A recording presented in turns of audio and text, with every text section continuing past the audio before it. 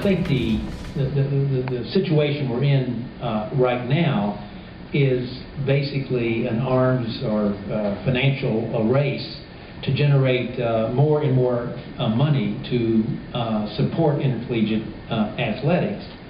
And it's at a time when our institutions are under such incredible pressure to maintain the integrity of their academic programs.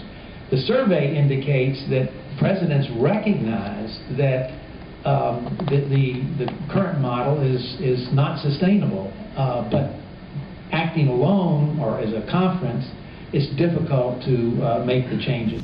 Can spending on college sports be reined in? Hi, I'm Chris Castile in the Washington Bureau of the Oklahoman.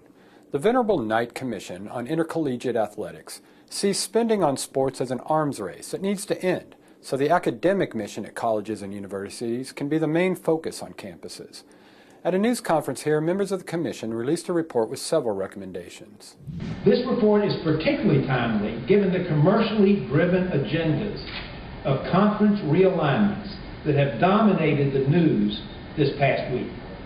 There is every reason to believe that the direction the major programs are headed will lead to further escalation in athletic spending and even greater imbalances in the fiscal priority for athletics over academics.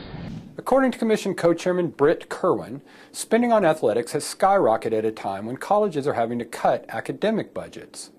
Median athletic spending per athlete at institutions in each major athletic conference ranges from 4 to nearly 11 times more than median spending on education-related activities for students. Among the recommendations made by the Commission is that teams shouldn't be able to compete in bowls or postseason tournaments unless they have a graduation rate in their programs of 50% or more in that academic year.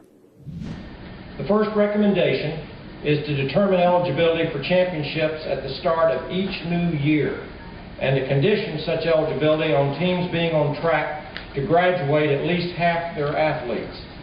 Using the NCAA's new metrics, this would require a team to have an APR score of 925 in order to be eligible for postseason play that year. What we are basically saying is that to participate in the championship, you need an APR of 925. And currently, for programs where the APR is under 900, they have several years to make changes and improvements. And, quite frankly, it's not clear that they would ever lead to an inability to participate in championships. So we think this is a much stronger statement about the importance of academics and the importance of the institutional commitment to strong academics. The Commission also wants some of the sports money that the NCAA distributes to schools to go to a special academic fund. In April of this year, the NCAA distributed $167 million to conferences based upon tournament appearances and success. Under this recommendation, $83 million would have been allocated based upon appearances and wins, and the same amount, $83.5 million, would be allocated to the Academic Athletics Balance Fund. Institutions will be eligible for these funds if their teams have APR scores that predict at least a 50% graduation rate, and if they demonstrate an appropriate balance between institutional investments in athletics and academics. And the Commission wants schools to start treating athletes like students and stop spending so much on sports.